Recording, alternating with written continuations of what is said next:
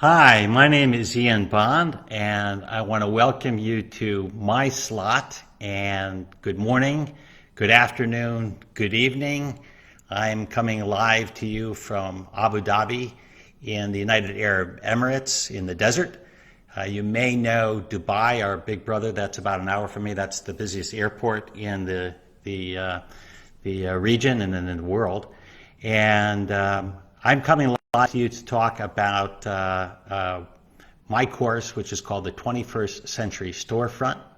And what the 21st Century Storefront is a course that's about an online shopping opportunity. And that is building stores that sell high-ticket items through a method called dropshipping, which is really where you act as a middleman.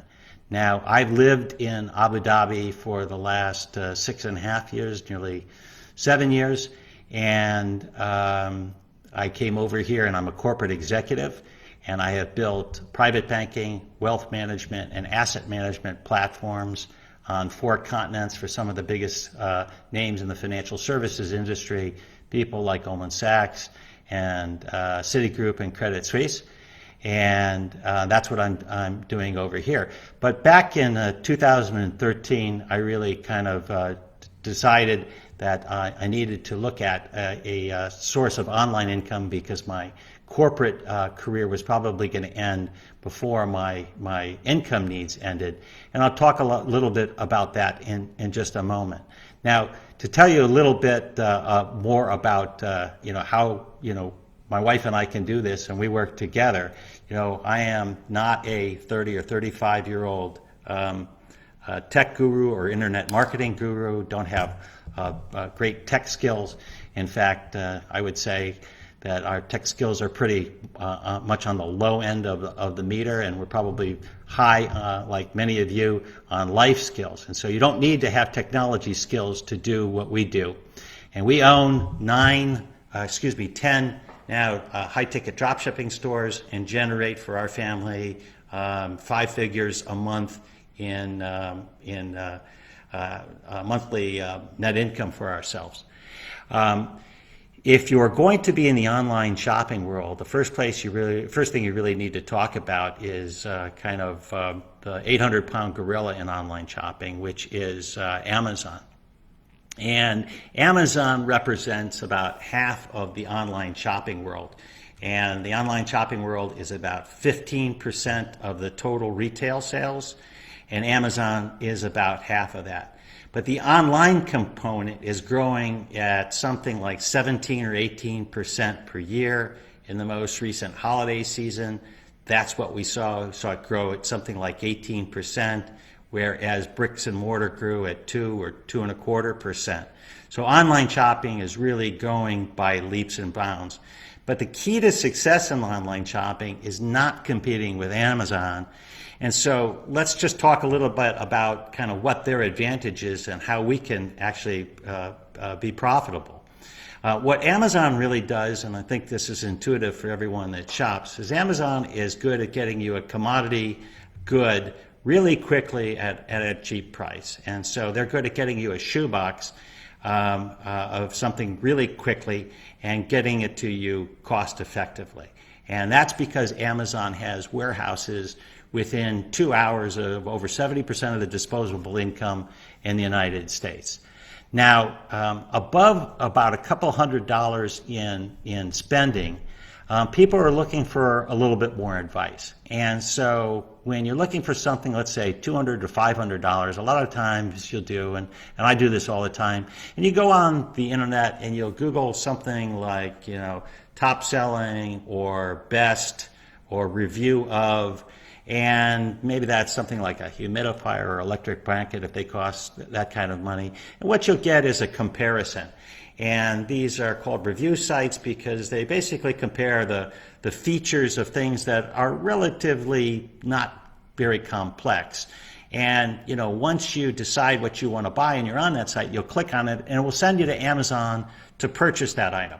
And what Amazon does is they will pay them a commission, and they're delighted to pay them a commission because they provide that advice. and Amazon doesn't, and they'll pay them 4 to 10% commission for that advice. And we all know what an Amazon page looks like. There's really not much advice. It's, people that bought this also bought that. So this advice component is important. And that's probably good, I think, generally, I think that's good up to about $500. Now, the things that we sell are much higher tickets. So they're above $500. Many are above $1,000, $2,000, $3,000, above $5,000. And when someone wants to spend that much money, what they really want to do is buy from an expert. They're going to need advice. They want all of the specs. They want to see videos. They want all of the information. And they don't want to purchase this from a department store, from a generalist. They want it from an expert, a niche authority. And, we are that niche authority in the niches that we serve. And a lot of the niches that we serve are things that you can see around your house or things that you've purchased where you've spent that kind of dollar spend. And you may have experienced the frustration like I have when you try to buy something and you really can't find kind of a good selection. And one of the rules of thumb that I always use, it's probably something you might want to look at to sell. If you can't get in your car and drive for an hour and see any kind of a representative selection of something that you might want to purchase, that's something that you might look online to buy from a place that's an expert where you can get expert advice and a good selection. Now, how this all came about to me was really back in 2013, after the financial crisis, when my income really didn't return to the levels that it was prior to the financial crisis. And I realized that my income from my corporate job was going to end before my income needs was end. At that time, I had a daughter that was about to go into college, and today I have an 11 and 14-year-old. So I'm going to need income after my corporate career. And when my wife joined me in 2015 and left her job overseas, we decided that we were going to go into this world of an online business. And what I did was, and so that when we leave here, we could take this business with us, and we could do it from wherever we were in the globe at that time, and we'd never have to look for another job that tied us down to one place. We wanted to have a retirement that was going to be a retirement that allowed us to travel when we wanted to, work when we wanted to, so we'd be location independent, we would be time independent, and we wouldn't be dependent like I've been for 4 decades of going into a building and working for a boss. I'd be my own boss. And so what I did back in 2013, I was aware of about a dozen different online business models. Those online business models I kind of looked at through the lens of my day job. In my day job, I analyze investments for families, family offices, institutional investors.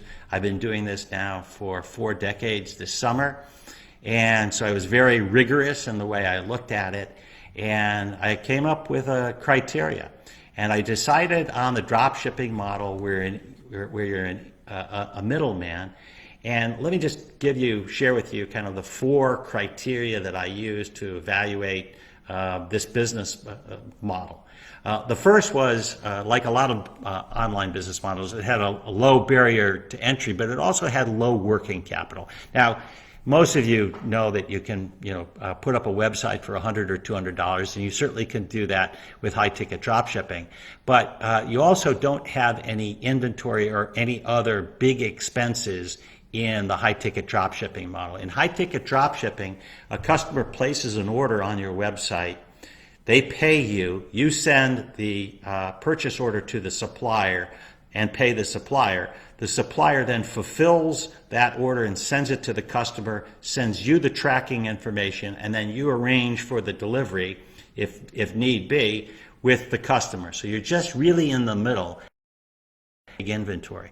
Now, I can only tell you that these days, in the current crisis that we're in, business models with big capital requirements, and I don't care if it's airlines or cruise ships or mall operators or people with big inventory, that's a very, very difficult problem right now, and that's not something that I want. And we don't have any of those problems in this business model, so it's incredibly attractive. Our biggest problem might be that if all of our suppliers stopped shipping things, we would have the price of our virtual assistants. And since we outsource our customer service to folks that are in the Philippines, it really doesn't cost us to have customer service. And by the way, since we're 8 to 11 hours time zones ahead of the United States, we had to design our business using outsourced workers and using tools that a lot of people are talking about now because they're working remote from home, tools to help us run this business so that we could be asleep while people are shopping in the United States. So really this idea that it's not capital intensive is a huge benefit for us. The second big benefit of this business model is that we're selling products from US-based branded suppliers. Now, you wouldn't know a lot of these suppliers. They're not household names, and we don't ever want to compete with someone like that has a brand like an iPhone. But in the niches that they operate in, these are well-known brands. Now, one of our big stores sells things in the bathroom. We sell bathroom vanities. And when we got into the bathroom business, we didn't have any idea who the brands were, and we really didn't know anything about it. And today, I could easily name 3 dozen different brands of bathroom vanities. I could tell you pretty much where they're manufactured. Most bathroom vanities are designed in the United States and they're manufactured in China. And these are well-known brands in the bathroom vanity world, but you couldn't get in your car and drive an hour in most places and see more than maybe a dozen or something like that. Yet we have over 5,000 different variants on our website.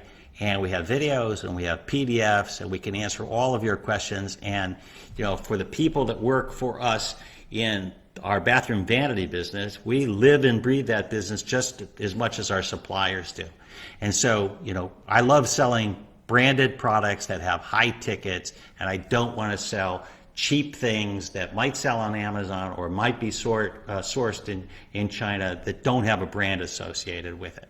So that second dynamic of having branded suppliers that are high ticket and have high dollar margins is very important. So when you're selling something that has a $2,000 or $3,000 or $5,000 price ticket and has a 25% margin, it doesn't take a lot of sales to earn a lot of money, as opposed to selling something where you might have to sell 100 or 500 with a $5 margin, and it doesn't have any brand. It's a very different dynamic. So not only do you have well-known U.S. suppliers, but they have big dollar margins and high prices, and these are targeted at upper middle income kinds of buyers. Now, the third dynamic is something that was really kind of, for me, a must-have, and that is that you don't really need to have any technology expertise. I alluded to this earlier. We're not tech gurus, and it was really a deal killer for me if they were going to have to write code or something. I wouldn't know how to do that, and so I'd have to move on and find something else. We operate on a platform called Shopify, and Shopify platform powers something close to 1 million stores right now. And if you've ever been to the Tesla store or Budweiser store or Kylie Cosmetics, Kylie Jenner, those are just 3 well-known brands that use Shopify. There are another 1 million brands that use Shopify to power their store. That's how big Shopify is.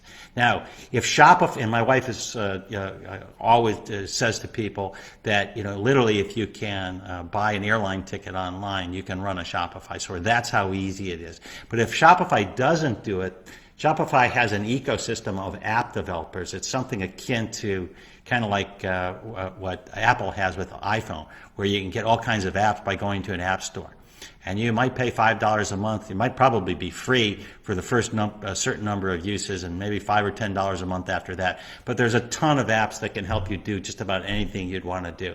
And the third component, which is just enormous, is that if you do have a problem, there is a global workforce of people that know and understand Shopify, and you can go to a job board like Upwork and get someone who knows what you need to have done on your store, and they've done it tons of times. And so between the Shopify platform, the apps that are available, and then these third-party workers that you can, contractors that you can get to work for you, you have an amazing opportunity. And then the fourth, major benefit of this business and characteristic of this business is that it is a business. This is not necessarily just a way to make money. You're not trading time for money. You're creating a sellable asset. And there are website brokers that sell these things, or where you can buy these kinds of websites. And you're building something that has value. And I know literally dozens of people that have sold stores. The older folks tend to sell the store, take the money, and then even though they're semi-passive, they just want to take a trip and do nothing, and they take a trip and do nothing. And then they come back and they start another store. The younger folks tend to buy a home or something like that because maybe they're starting a family. But you have the ability, once you learn how to build a store, to sell your store if you want to, and ultimately come back and build another store. So you are building a business that is sellable. You can cash in on your efforts, which is not something you can do if you're just trading your time for money. So it's a real business. Now, the 21st Century Storefront course that I've built has something like 4 hours or over 4 hours of content at this point. And it takes you from the very beginning of choosing a niche all the way through getting your store up and running.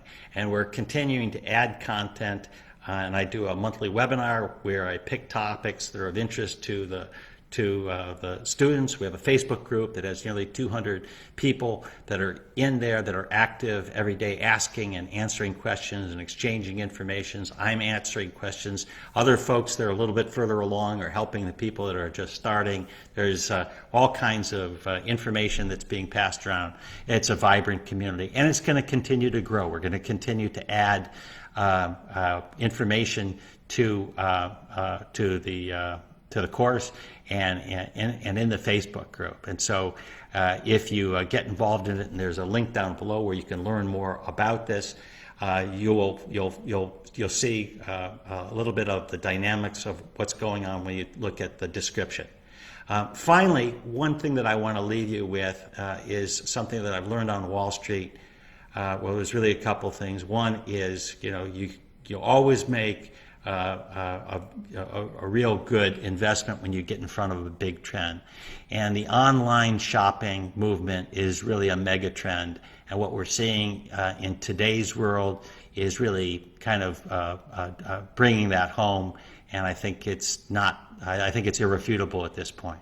But the second point that I wanted to make, and I remember hearing this, it was a quote from that I heard from John Chambers, who was chairman and CEO of Cisco Systems. This was back in the dot-com bubble back in 2001, 2002. And John Chambers said something along the lines of, don't waste a good crisis. And what he was saying was to prepare for coming out the other side of the crisis. I don't want that to sound harsh, given that there are people suffering right now. But I do think that in a year's time, the world will be much more normal. People will be going back to doing normal things. My ultimate retirement is currently scheduled for June of 2021. I know I want to be prepared. So I'm studying, I'm learning. I hope you'll take this opportunity to do things that are important to you and your family so that you're prepared and don't waste the opportunity that you might have. I'm now 2 weeks at home, and I do have more time on my hands, so I'm taking more courses, I'm doing more things, I'm doing more reading, I'm doing more thinking. It's inevitably slower when you're working a little bit at home. So thank you for the time that you've spent with me today. If you want to get in touch with me, use Facebook Messenger, Ian Bond. Love to get a message from you, and have a wonderful rest of your day. And good night from the desert in Abu Dhabi.